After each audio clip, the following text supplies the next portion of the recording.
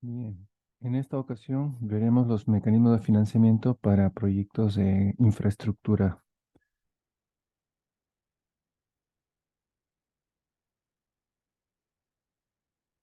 Para poder abordar este problema, hemos planteado la siguiente pregunta. ¿Qué mecanismos de financiamiento se requieren para proyectos de infraestructura? En general hablamos de infraestructura física, de proyectos para cubrir necesidades sociales o económicas o productivas.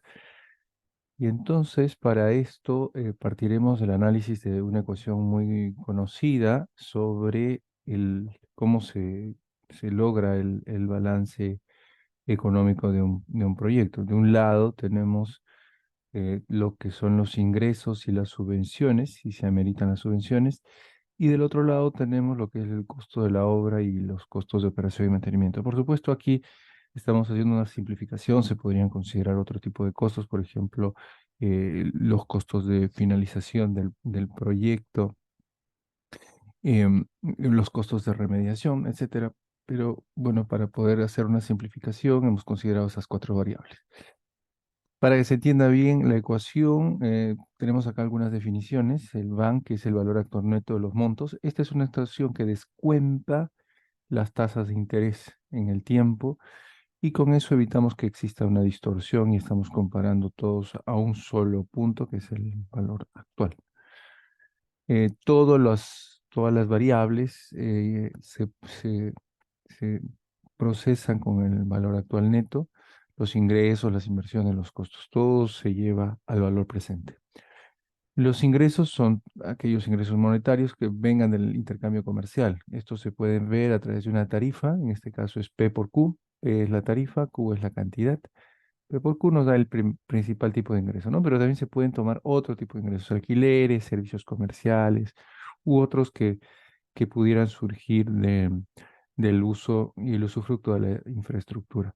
Las subvenciones son principalmente públicas, están asignadas por presupuesto público para cubrir beneficios sociales. O sea, no todo lo que se pueda monetizar va a poder cubrir un equilibrio económico de un proyecto. Es posible que algunos proyectos tengan un fin social, muchos de ellos tienen un fin social, y entonces para esto y para compensar, dado que el beneficio social se mide más bien como una externalidad del proceso económico, entonces es el Estado quien hace o ejecuta la subvención y para eso se tiene que medir el beneficio y hacer una traducción, un factor de pase para que cada beneficio tenga asignado un valor monetario y de esa manera pueda ingresar en las ecuaciones. Entonces, ese valor monetario que surge de la evaluación del beneficio, el Estado lo cubre a través de subvenciones para que la infraestructura pueda tener el equilibrio mínimo, que es en realidad que los ingresos más las subvenciones deben ser superiores al costo de la obra y al costo de la operación y mantenimiento en sumatoria de todos los años.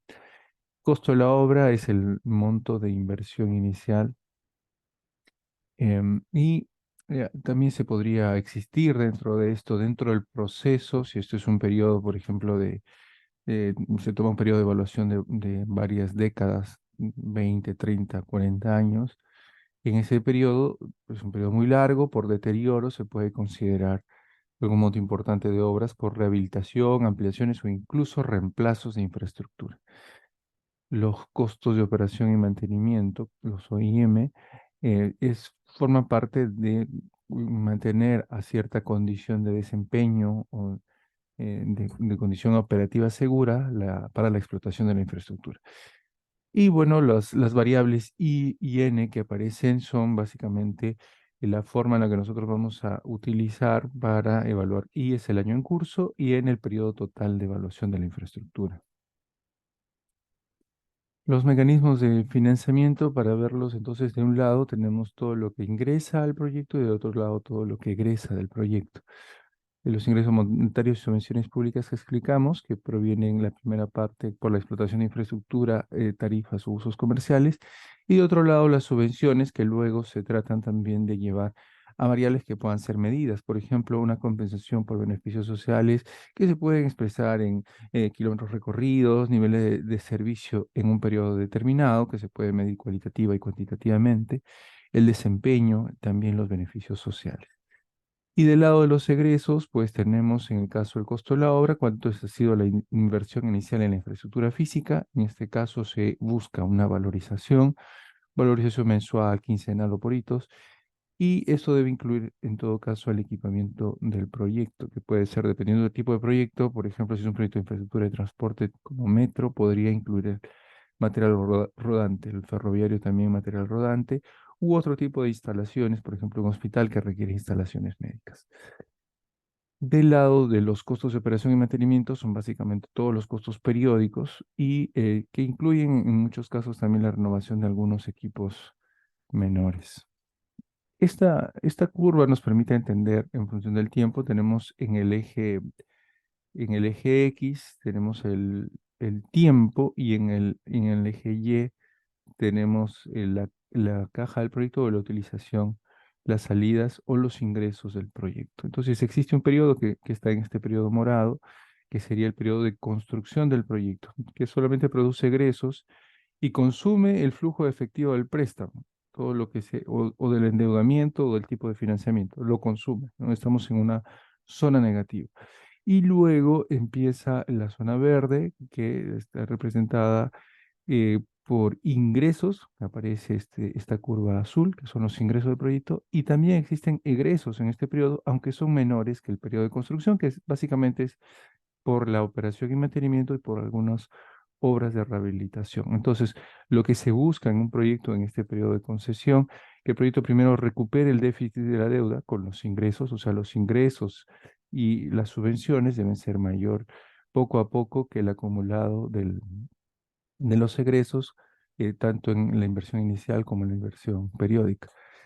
Y primero debe recuperar el déficit de eso, más las deudas, más los intereses, y luego tiene que producir un superávit. Entonces, si nosotros buscamos una curva de acumulada, que sería esta curva ploma, digamos, vamos acumulando los egresos hasta que llega a un pico máximo y a partir de este momento empieza a recuperar, ¿no? Y por aquí hay siempre algunos egresos adicionales por los mantenimientos periódicos de mayor importancia.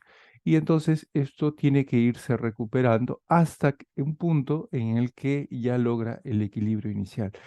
Entonces, este sería el periodo de recuperación, desde el punto inicial hasta el periodo en el que la inversión acumulada, valor actual neto, se convierte en cero o neutro, sería el tiempo de recuperación de la inversión. Y a partir de acá ya la caja es positiva.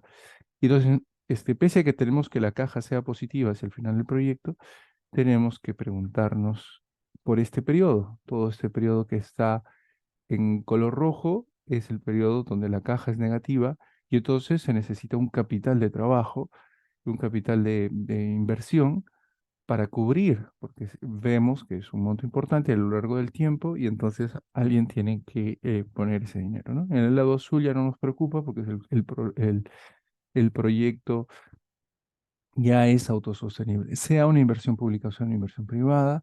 Nos preocupa este primer periodo donde se recupera la inversión en la infraestructura, cómo lo vamos a financiar. Y entonces existen diferentes tipos de financiamiento, entre otros el público, que parte del presupuesto público y de deuda pública, que se puede generar por bonos de deuda u otros instrumentos de financiamiento público.